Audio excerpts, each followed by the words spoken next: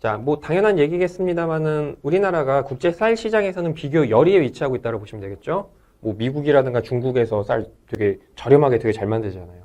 우리가 쌀을 못 만든다는 얘기는 아닌데 미국이라든가 중국은 땅덩어리 넓고 막 그래서 농약 한번 뿌릴 때는 비행기 쫙 경비행기 나와서 뿌리고 막 그러잖아요. 우리는 이제 국토가 영세하다 보니까 자본력이 좀 떨어지기 때문에 아무래도 우리나라는 국제 쌀 시장이라든가 농산물 시장에서 비교 열위에 위치하고 있다라고 보실 수가 있겠습니다.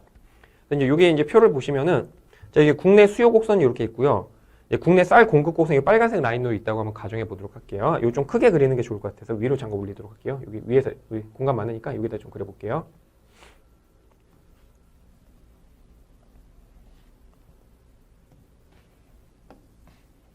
자, 이제 국내 쌀 거래량이고요. 자, 국내 쌀 수요 곡선 이렇게 있다고 가정할게요.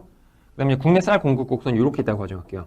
자, 외국과 교역을 하지 않으면은 당연히 여러분 여기서 국내 쌀 시장 가격은 이 P1이 되겠죠? 그리고 그때 국내 쌀 거래량은 여기 Q1이 될 겁니다. 이렇겠죠. 근데 이제 외국에서 값싼 뭐 미국산 쌀이 들어온다고 가정을 한번 해볼게요. 수입 자유화로 인해서.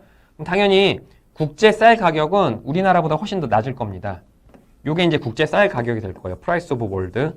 그러니까 국내 쌀 가격은 P1인데 국제 쌀 가격은 훨씬 더 낮게 책정이 될 겁니다. 왜? 저렴하게 더 잘 만드니까 말이죠. 밑에 낮아질 거예요. 그러면 보시는 것처럼 수입 자유화가 되면은 국내 쌀 수요량은 보시는 것처럼 Q2까지 늘어납니다. 대신에 국내 쌀 공급량은 Q3. 그러니까 국내 농가, 쌀 농가들의 생산량이 이렇게 Q3로 줄어들겠죠. 대신에 국내 소비자는 Q2까지 사고요. 부족한 이만큼을 어떻게 하겠다는 얘기입니까? 여기 Q2에서 Q3 이 길이를 이게 바로 수입량이 되는 거죠. 이만큼 수입을 해오겠다라고 보시면 되겠습니다. 수입. 수입은 이제 임포트잖아요. 영어로.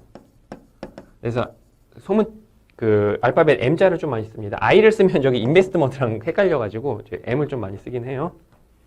이만큼 수입을 해오겠다라는 거예요. 이만큼 수입. 자, 그럼 어떻게 되죠? 소비자 잉여는 쌀 시장이 개방되기 전에는 보시는 것처럼 이 삼각형 면적인데 쌀 시장이 개방이 되고 나니까 보세요. 엄청 커졌죠. 보시는 것처럼 이렇게 사대리꼴 면적만큼 소비자 잉여는 되게 늘어납니다. 왜? 저렴하게 쌀을 더 많이 들어올 수 있기 때문에 소비자 잉여는 커진 거죠. 대신에 우리 생산자 잉여는 어떻게 됩니까?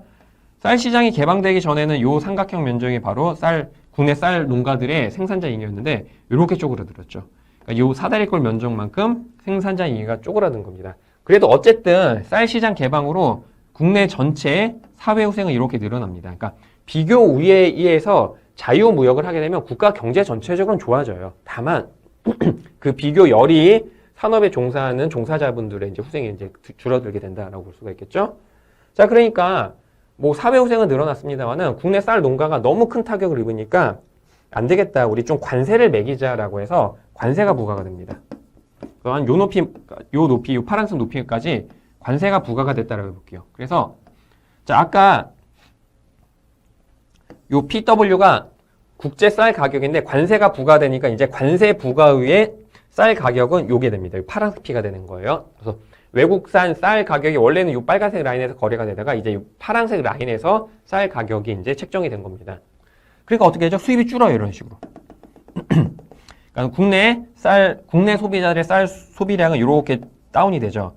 대신에 외국과 경쟁해야 되는 국내 쌀 가격에 어느 정도 좀 숨통이 튀다 보니까 국내 쌀 농가의 거래량이 이렇게 늘어납니다. 그래서 이만큼 늘어나게 돼요. 그래서 수입량이 이 파란색 면적만큼 쪼그라들게 되는 거 볼 수가 있겠죠. 그러니까 아까는 이만큼 어마막대하게 쌀을 수입했는데 관세 부과로 인해서 쌀 수입량은 이렇게 쪼그라들게 되는 거 볼 수가 있겠죠. 그래서 여러분 여기 파란색 그 빗금치 면적 있잖아요. 요거. 이게 바로 관세 부과로 인한 정부의 관세 수입이 됩니다. 관세 수입. 이건 정부 주머니로 들어가는 거죠. 예, 이렇게 세금 수입이 관세 수입이 이렇게 발생하게 됩니다. 그리고 대신에 우리 쌀 농가들은 요만큼 소비자 잉여가 개선이 돼요. 아니, 소비자가 아니라 생산자 잉여. 그러니까 관세 부과 전에는 생산자 잉여가 이거였는데 관세 부과로 보시는 것처럼 요 사다리꼴 면적만큼, 그러니까 요 빨간색 빗금 한번 쳐볼까요? 요만큼 생산자 잉여가 조금 회복이 되는 걸 볼 수가 있겠죠. 그러니까 이런 식으로 관세가 부과가 되면은 그 나라에서 비교 열의에 위치한 산업 종사자들의 후생이 좀 개선이 됩니다. 그런 효과가 보여지죠. 그런데 소비자 잉여는 이만큼 관세 부과로 이제 줄어들잖아요. 이만큼 요 사다리꼴 면적만큼 관세 부과에서 소비자 잉여는 줄어듭니다. 그러니까 요 요 쪼그라든 요 소비자 잉여 중에서 이거는 저기 생산자한테 넘어간 거고 요 파란색 빗금질 면적은 누구한테 넘어간 거죠? 정부 주머니로 들어간 거잖아요. 그럼 얘네들은 어디 간 겁니까? 여기 초록색 빗금질 면적들. 요거. 얘는 그냥 날아간 겁니다. 그래서 이 초록색으로 빗금질 요 삼각형 두 개 합한 걸 뭐라고 그러냐면은 관세 부과로 인한 후생 손실이다라고 보시면 되겠습니다. 여러분 이 관세도요 기본적으로 세금이기 때문에 이렇게 세금이 부과되니까 이게 후생 손실이 발생하더라라는 얘기입니다. 대신에 여기 이제 쌀 농가는 좀 개선이 됐고 정부 주머니에 채웠는데 소비자는 그래도 관세 때문에 좀 안 좋아졌다라고 볼 수가 있겠죠. 이게 이제 관세 부과로 인해서 벌어지게 되는 후생의 변화다라고 이제 보시면 될 것 같습니다. 예, 그거를 이제 그림으로 이제 설명드린 게 요겁니다. 요거 이제 교재에 이제 깔끔하게 그림으로 정리가 되어 있기 때문에 잘 봐주시면 될 것 같습니다.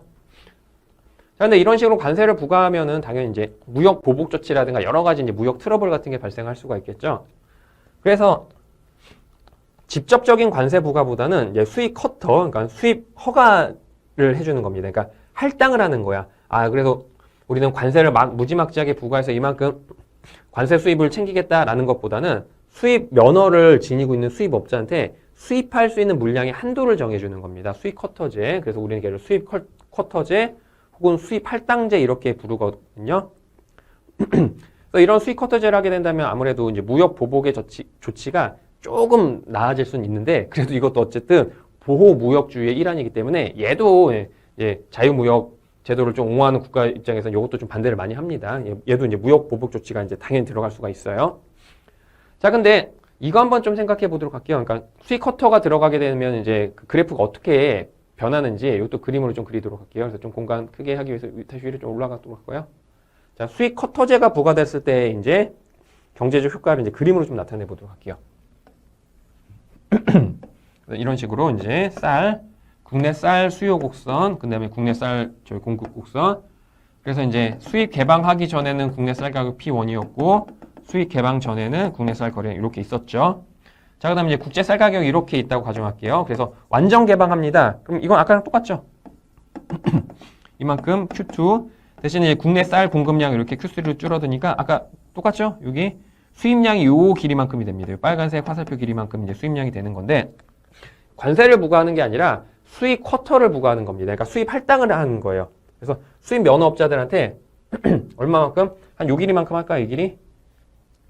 요 길이만큼. 야, 이거 이렇게 빨간색 길이만큼 수입을 무지막지하게 늘리니까 국내 쌀 농가가 엄청난 타격을 입는다. 그래서 수입을 허락은 해주는데 이만큼 자유롭게 수입을 하는 게 아니라 딱 요 길이만큼만 수입을 해라라고 이렇게 수입 할당을 해버리는 겁니다. 수입 커터. 그래서 딱 요 길이가 되겠죠?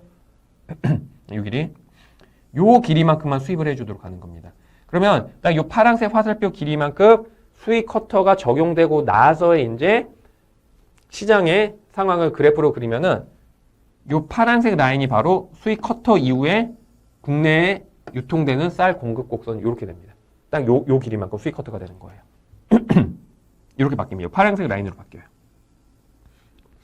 그래서 이제 딱 요 수입 커터가 되면 여기서 딱 요 수입 커터 할당된 금액만큼 오른쪽으로 가신 다음에 다시 똑같이 이렇게 평행하게 올리시면 됩니다. 원래 요 공급 곡선이랑. 자, 그러면 이렇게 수입 커터가 적용되고 나서 이제 국내 쌀 거래 가격 이렇게 파란색이 되겠죠. P2로 바뀝니다. 그러니까 이제 보시는 것처럼 이제 소비자 잉여 이만큼 또 줄어들죠. 이만큼 이렇게 소비자 잉여는 이렇게 또 줄어듭니다. 그러니까 관세랑 비슷한 정책적 효과가 발생을 해요. 그리고 이제 요 파란색 빗금진 길이만큼 수입 커터제로 인해서 국내 쌀 농가들의 후생이 좀 복구가 되죠. 그 다음에 요 빨간색 빗금진 요 평행사변형 얘는 누구의 이득이냐면 수입업자 이득입니다. 수입업자. 이거는 이제 외국에서 쌀을 사가지고, 그러니까 이 가격에 쌀을 사가지고 요 가격에 팔 거 아니겠습니까? 그래서 요 빨간색 빗금진 면적은 수입 커터를 할당받은 수입업자의 이득의 크기가 됩니다. 그럼 얘는 또 어떻게 되죠? 어쨌든 여기 소비자 잉여는 요 초록색 사다리꼴 면적만큼 날아간 건데 그 중에 얘는 생산자한테 간 거, 얘는 수입업자한테 간 거죠? 그럼 얘는 어떻게 됩니까? 얘는 어떻게 되게? 이거 역시도 수입 커터로 인한 후생 손실이다라고 보시면 되겠습니다.